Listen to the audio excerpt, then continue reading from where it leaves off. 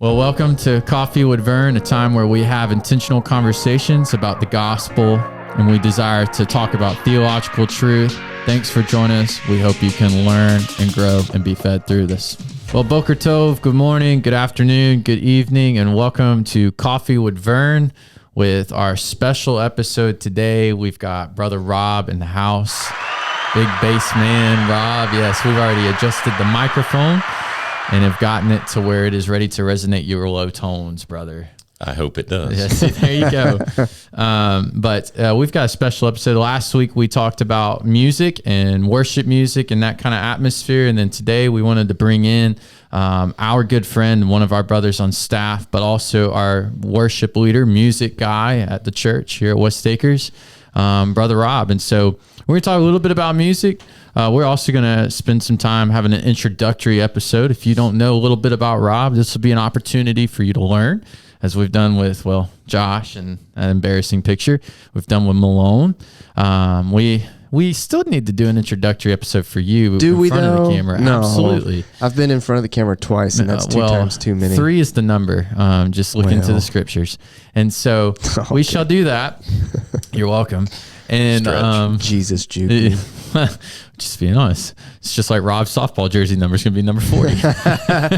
And so I would have been number 7 for completion, but we're going to do that. And then in a couple weeks, give you an announcement. We've got Brother Larry on here. Sweet. Yeah. So I'm excited for that.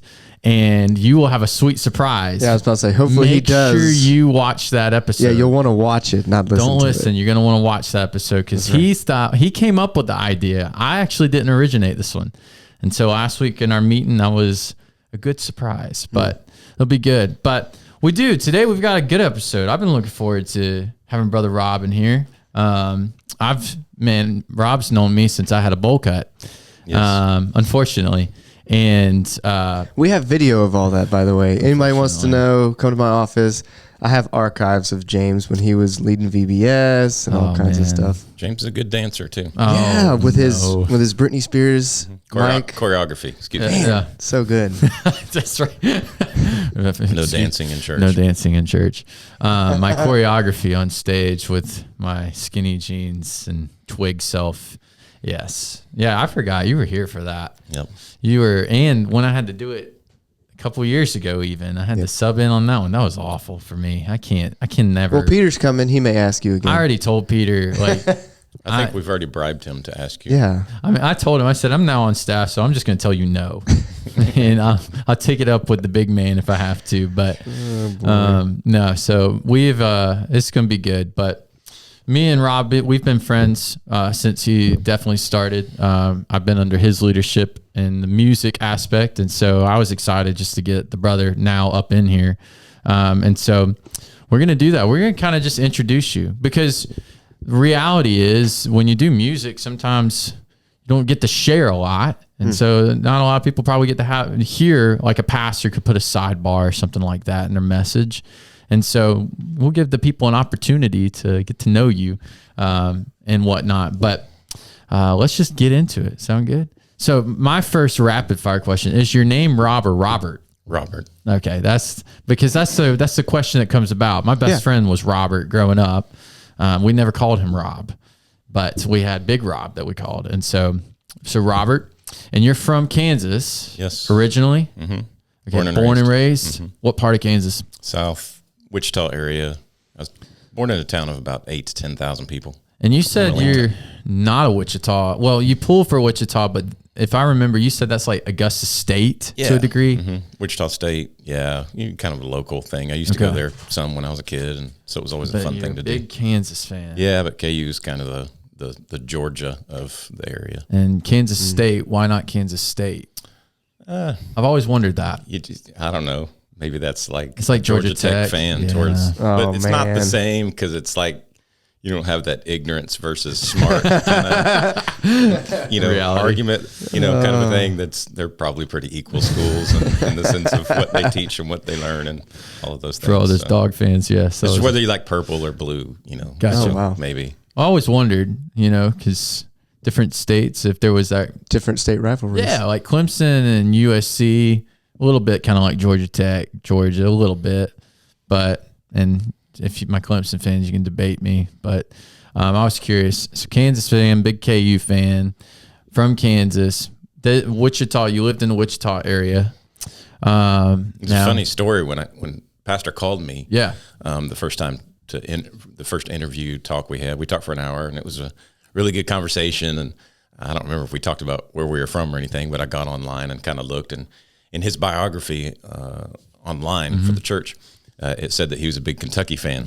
So I immediately texted him and said, I don't think this is going to work out. I don't know how a KU fan and a Kentucky fan can get along, but God's been gracious. And it's been good. Cause I'm not into basketball big, you know? So like I know the rivalry. I think anyone in sports knows the rivalry, but it's not one of those that I've fully ever understood. Yeah. Like where it started, the birth of it. Yeah. I mean, I know a lot more about UNC and Duke than I do the KU and UK thing. But I feel like I remember you telling us that because growing up playing basketball under Pastor, they have big some good stories. UK fans. Yeah. And like I remember when he got to go sit, I think, did he sit on the side, like on court? Well, they went way up front, up top. Yeah. And then they brought them down. Yeah. I've heard many stories. And so that's funny. It's kind of funny how the Lord works, puts a KU guy in the UK. Georgia and the Georgia Tech fan, you know, that's how it works. It's a tough life. The body of Christ, we're all unified. That's right. But so now you went to school at Friends University? I actually started at community college. Okay. God just kind of led me that. I was not into music. I mean, I was into music, but that's not what I wanted to do. I didn't know what I wanted to do. Right. I just hadn't been, and I don't know that I was actually necessarily seeking at the time of what God would have to do with my life, but just, you know, that's what you did. You went to school and college after. Yeah. And so through that, it was an interesting, one of my uncle's friends that he went to school with ended up being the music person. I actually auditioned to be in the choir and got a scholarship through that. And that's a lot of the reason that I went there. Yeah. And so it was just kind of neat how God had his hand even in picking the community college that I went to. Right. And then through that, interesting, I was waiting tables in a small town next to story, that. And people had heard me sing over here, and their daughter was the jazz professor at Friends University and said, hey, you need to go audition. I'm like, I don't know. I'm doing pretty good here. I'm waiting tables and managing during the day. And, you know, just again, never had a whole lot of big ambitions in life. And, But I went to audition, and they offered me a great scholarship I couldn't turn down. And so God led to Wichita. So he's just always had his hand on directing me to things I needed to do in order to be in his will, and ignorance is bliss, and reliance upon God, and just that faith of that he will take you places. And so music wasn't a thing from the start. You're like, that's what I'm going to do. Well, I mean, it's kind of part of it. Growing up, my dad was a lay music guy. So, I mean, I had a nice low voice, and it was different. They say those kind of go in cycles. Like you'll have a lot of tenors for like a generation, and then a lot of basses the next generation. So my particular generation, there weren't a whole lot of low basses, and so I can see that. So now, I mean, you look at Christian music now. I was going to say, I can see the tenor generation. Yes. no kidding. Men. Think about, Leland and soprano men. Yeah, no they joke. Sing, and you can't, is that a guy or a girl That's singing right. that part sometimes? And so it's always interesting to, you know, Tomlin kind of set that standard. And so and that was a lot of what held me back from wanting to be a part of that much church music, because it was, you know, I can't sing high and those kind of things. So it was interesting. It was like, how am I going to even lead hymns? But through technology that, you know, I'm young enough that I caught the beginning of all that and was able to find places where I could modulate the songs and different types of things. You came in in a good era when that technology was. I did. Definitely, it was starting to birth. Early on, I had to really look for it, but shortly after, there started to be Lifeway.com, different places that kind of came along, and those were all brand new at the time. And so you could go out and find that stuff to where you could sing it. Right.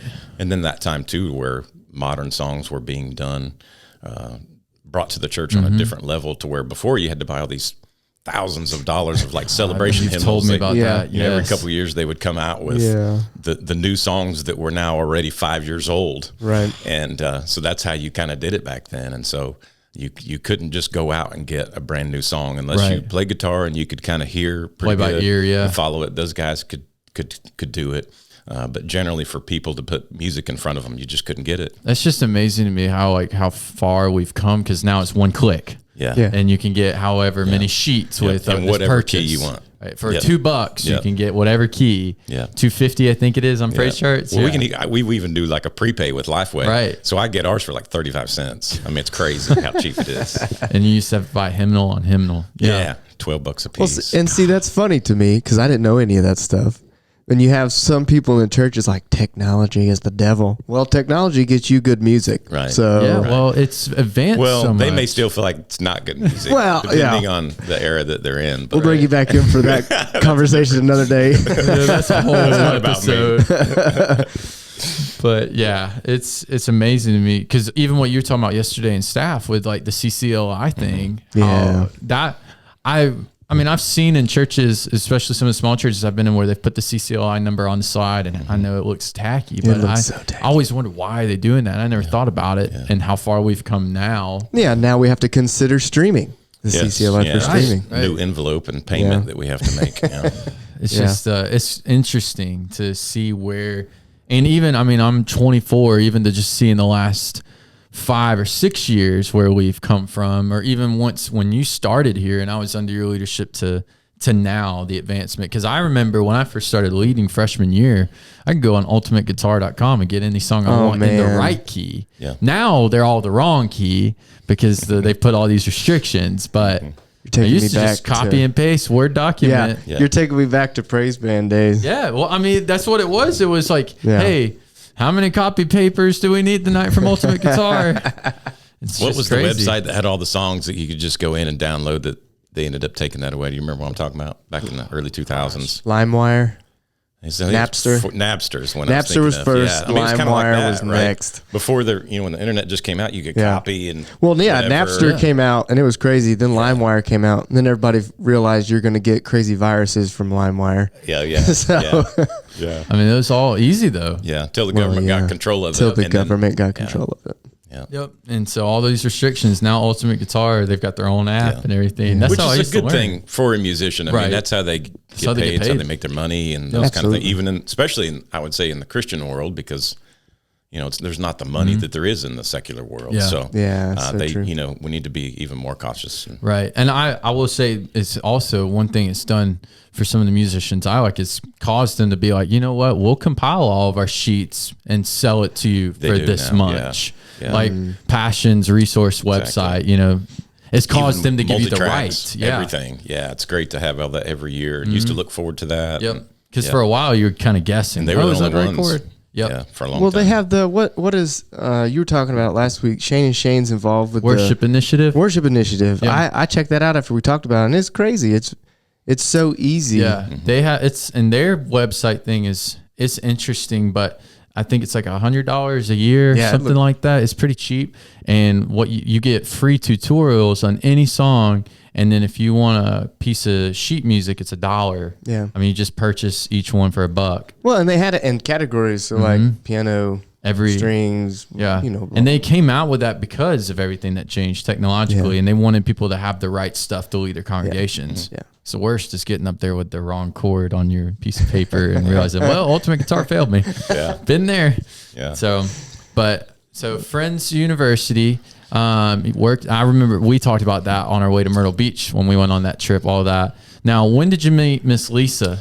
Met Miss Lisa at community college. My second year there, I was an ambassador. So someone who kind of showed people around campus and different things and was there for school early. So it felt like Lisa's freshman orientation, I was there kind of helping show around those kind of things. And so we met through that, and we didn't start dating at first, but we're friends and different things for a while. So after about 6 months, we met and started dating, and we're married 2 years after we met. And did y'all ever sing together in college or anything?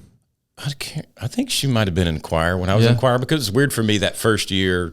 I don't think she necessarily was, because she was a science major and I was in music, so we weren't together a lot. And so I waited for her a third year. I kind of sat out, but yet / took some classes. I think she might have been in choir that year, and I don't know if I'm getting old. I don't remember if I was. We might have been in choir that one year. I couldn't remember if I couldn't remember if you met her at Friends or in the community. Yeah. So we set out, and she's the smart one. That was what was always crazy. She's the one that should have been in school, but she ended up putting me through school, through that, and got through that. God called. I had intentions to continue the voice training and do some set out another year, do some auditioning for master school and to pursue singing some more opera type music and different things. But we found out we were pregnant.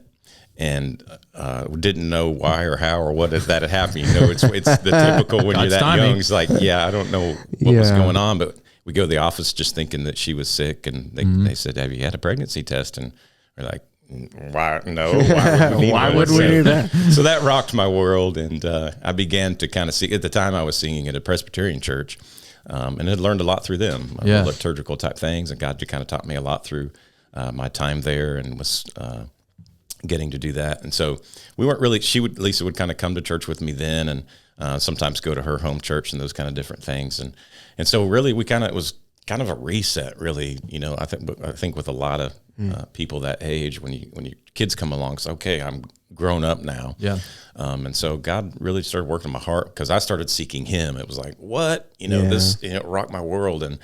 And God just poured out in me. And through that summer, we said, okay, we're getting in church. We did.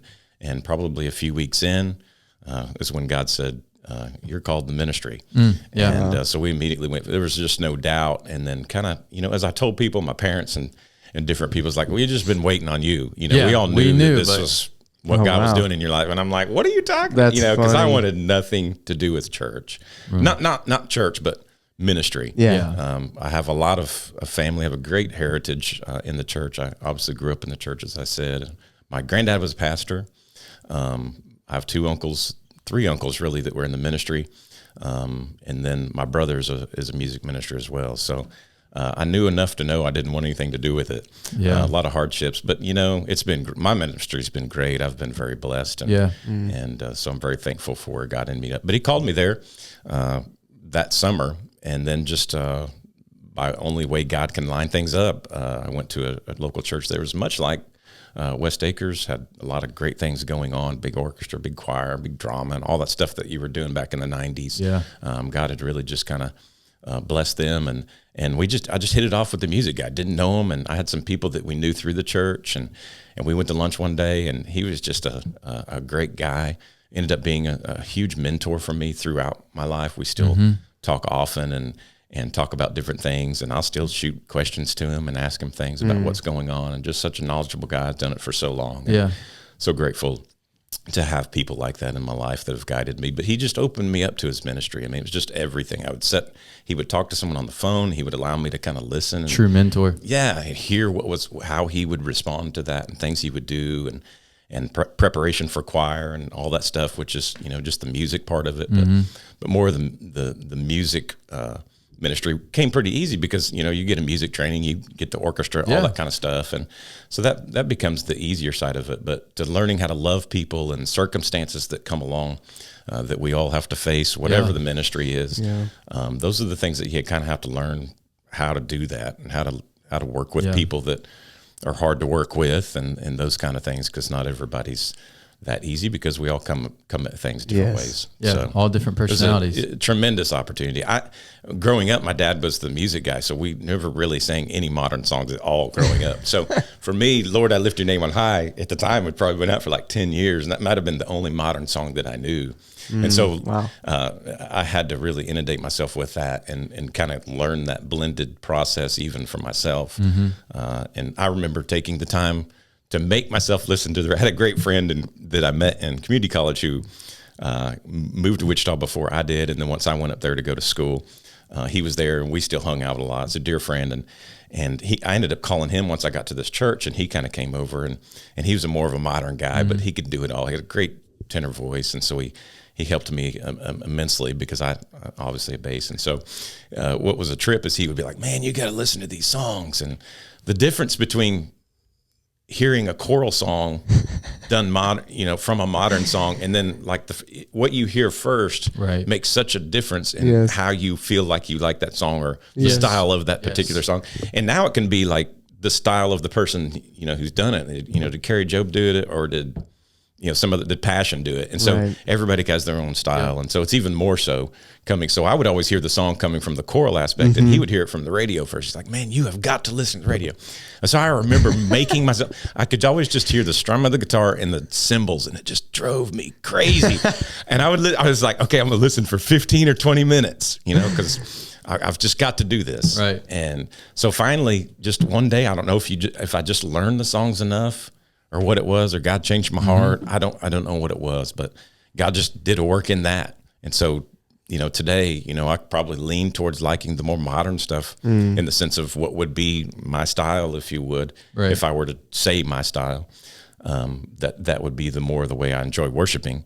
But it was quite the process to get through that. Funny. So again, God put somebody in my life that helped me where I needed to be pushed, because again, I would be stuck in my old ways if it weren't for God using other people in my life. So I go on and on and on about people that God has used, because I'm stubborn, just like most of us are. We don't want to not be who we are, and we don't want to change. It's not easy, but as we do, it's amazing how God will use people to help us do that. Oh yeah. Oh yeah. What we were talking about yesterday a little bit. Exactly. Maybe. Yeah. No, absolutely. I mean, so that's funny to me. You had to make yourself listen to the radio. It was a discipline for me. I literally said, okay, 20 minutes, I'm going to listen to this, because I drove a lot, because at the time Lisa was working, and I drove and hauled Keaton to drop him off at daycare at my mom's or at her grandma's or at daycare or whatever he was doing at the time, because he went to some preschool stuff, and we had to balance him, and Lisa had gone back to school at some point in all of that as well. And so it was a busy time, and so I was doing a lot of driving. I thought, I've got to do this. Right. Well, it's funny, because that's with everything, because I like, my style that I like the best is like indie folk music. Yes. And so I didn't know there was Christian music out there like that. So, I used to not listen to the, Christian music on the radio, and I'm like, man, I just can't get into it. And then James comes along, because whoever was upstairs before him that I worked with, he only listened to choral music, like and blared it, And so then James comes along, and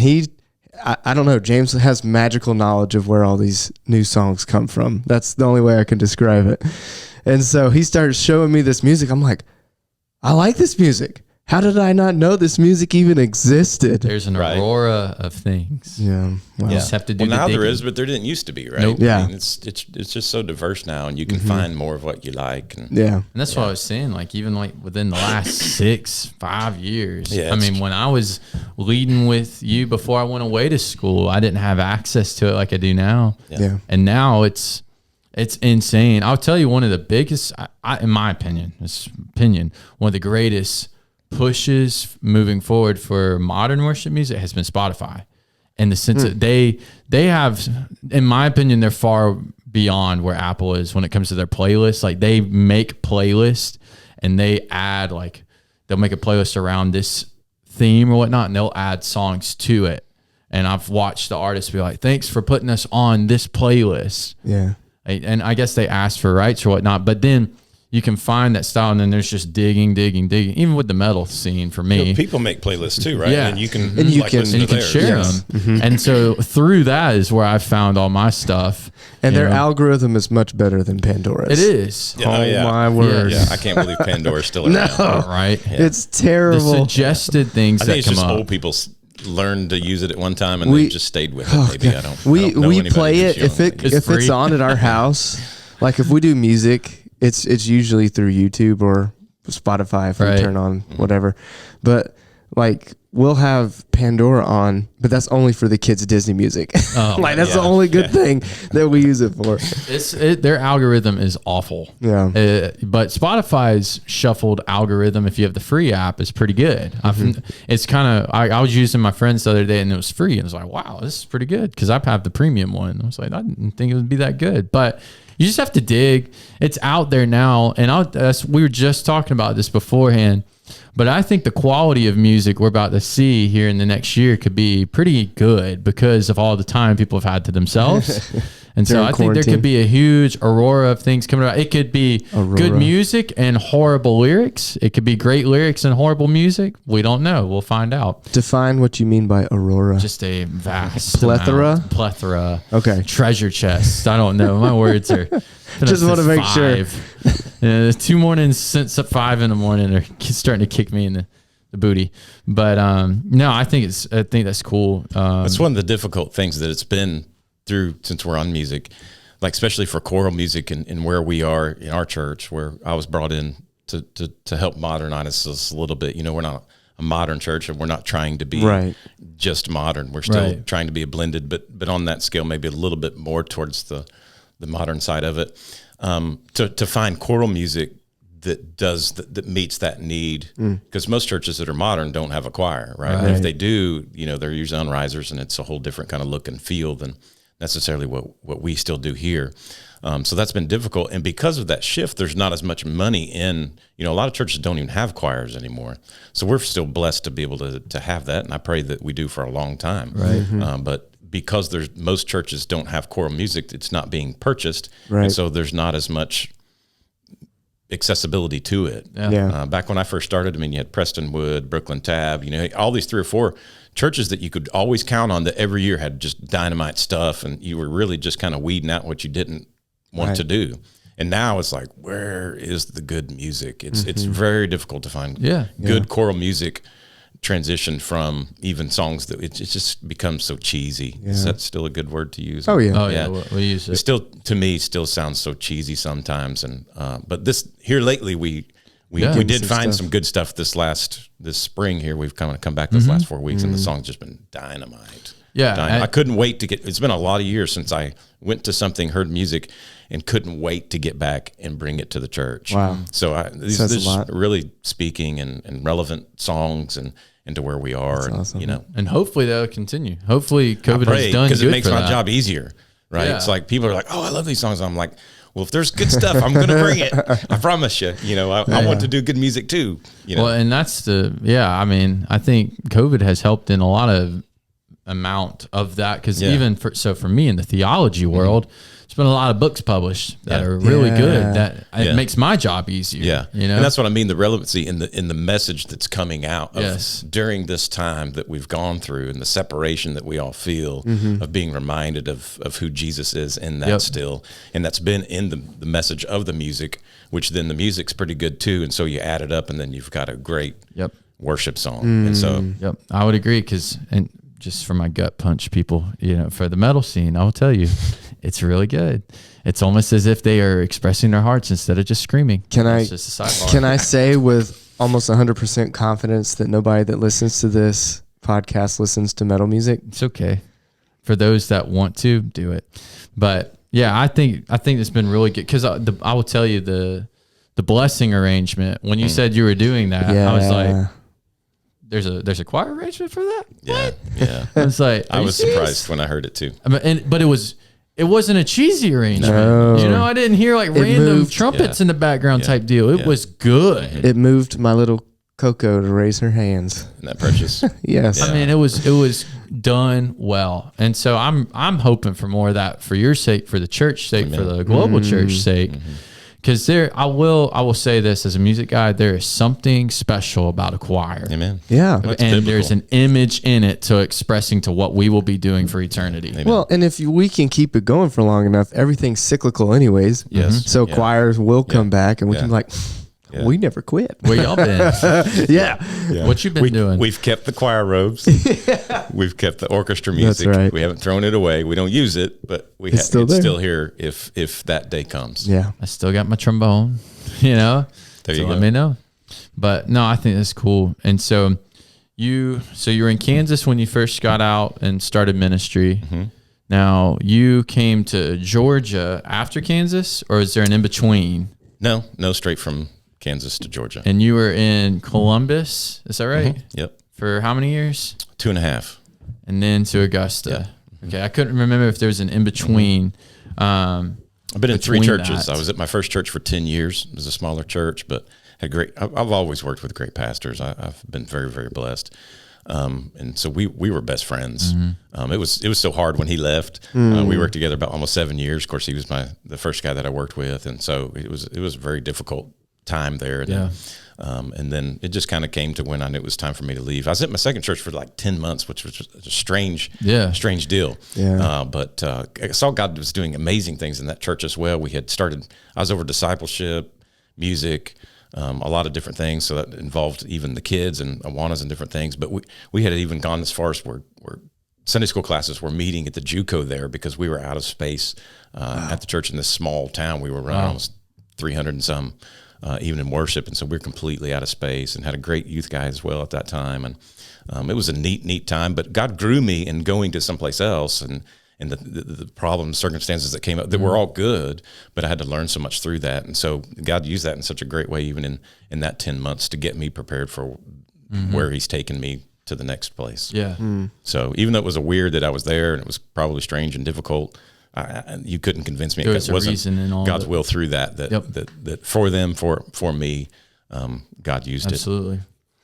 Cool. Yeah, no, it's cool to see. I love talking. I mean, being a young guy in ministry, I love talking to older guys in ministry to see God's hand moving. Older guys in ministry, Rob. I'm there. We'll see. He admits it. He's a little. He's not old. He's just a little older. Yet. I mean, I'm old for a worship guy, I think, but I mean, he's more in shape than I am. Getting close. Just being honest. But it's cool to see that. And so you're not old, no, not at all, brother. You still got hair on your head. Barely. Nah. You still got it. That's all that matters. I was going to roast Malone, but I'm not going to, because I said Malone. I thought Malone was in his 40s one time. I said that on here. And so, Malone, I'm sorry. I love you. That's scary. I just want it to be known I'm not the oldest guy on staff. You're not. He's not. That's right. He's not. So that would be apart from Larry, but Pastor, and that would be Josh right there. Mm-hmm. Yeah. So number 16. That's right. Yep. That episode. I don't even know what to think about that one, but cool. And then you did masters through Midwestern. You got me hooked there. Yeah. That's where I'm doing mine. And you've been at West Acres 6.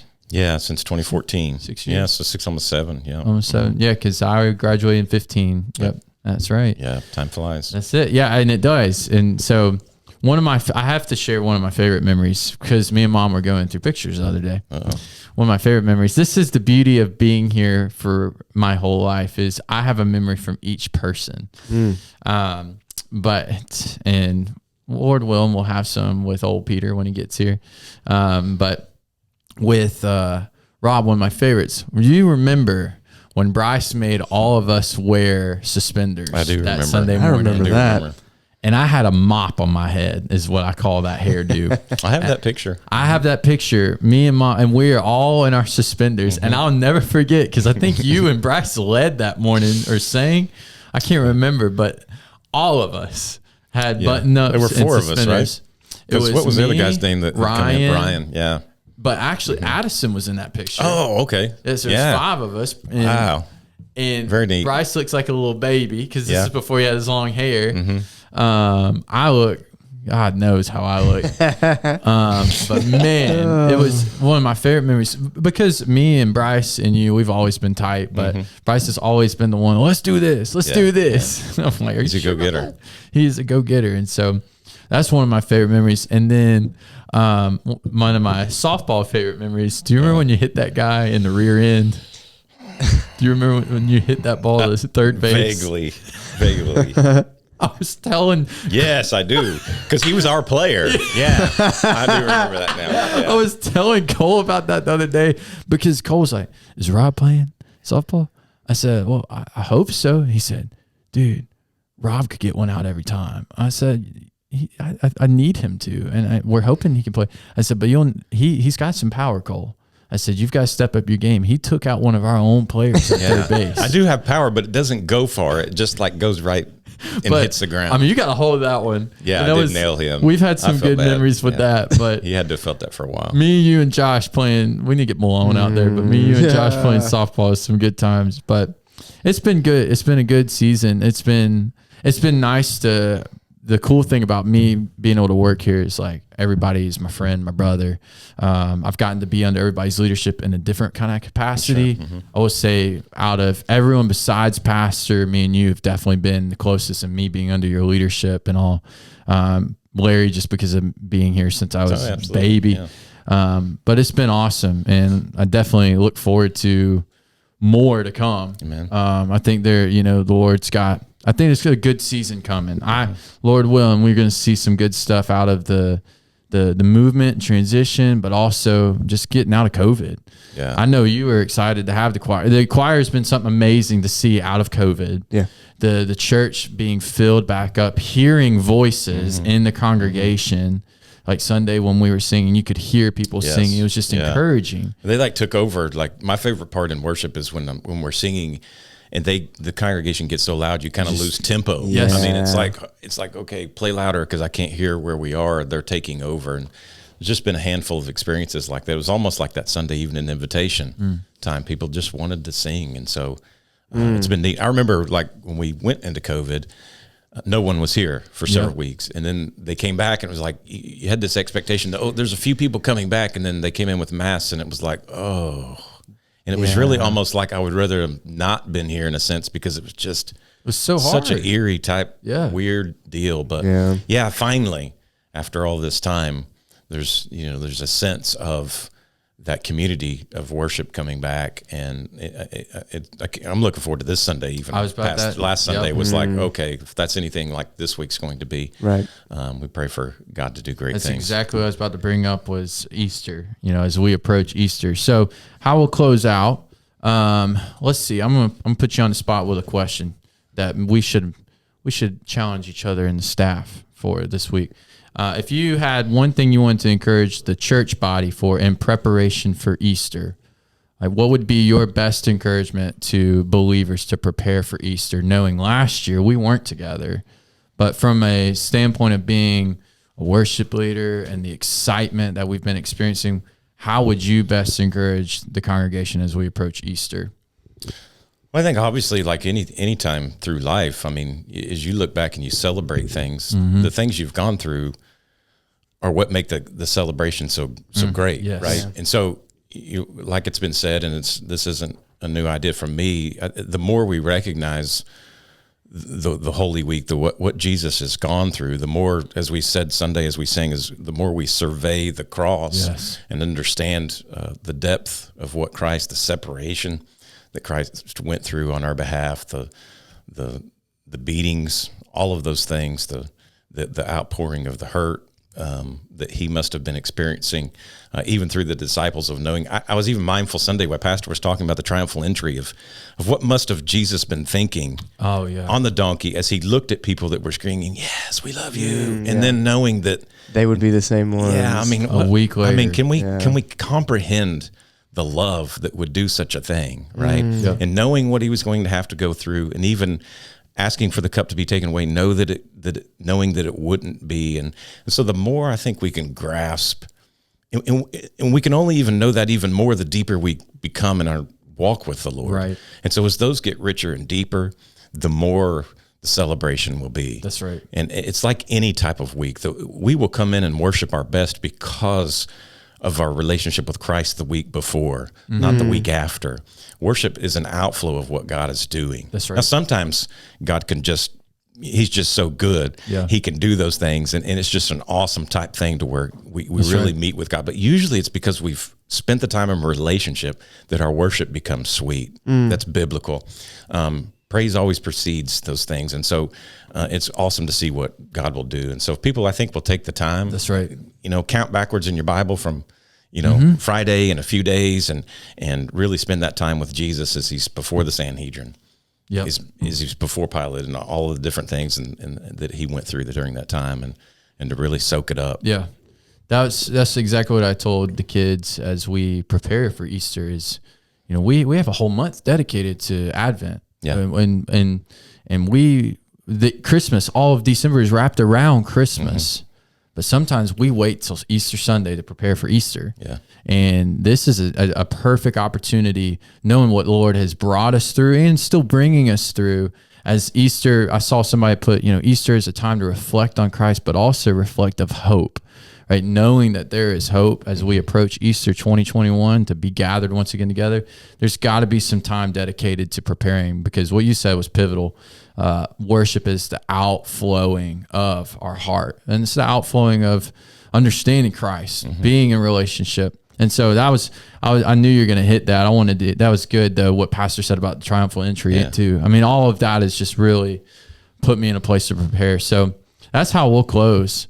It's just, as staff guys, as brothers of the faith, as even worship leaders, both of us, there's something special about worship to both of us. And we would just commend you and encourage you to prepare your heart for Sunday, as we have an amazing opportunity this year to gather as the people of God together in worship of what he has accomplished in his son. And so there's nothing greater. That's right. Well, Rob, we appreciate you being here, brother. We're going to do it more. We'll have some music conversations here soon. Yeah. We might have to get into the cheesy stuff. Why not? Let's do it. But until next week, Shabbat Shalom. We hope to see you Easter Sunday, this Sunday, 8:45 and 10:30. We'll talk to you soon.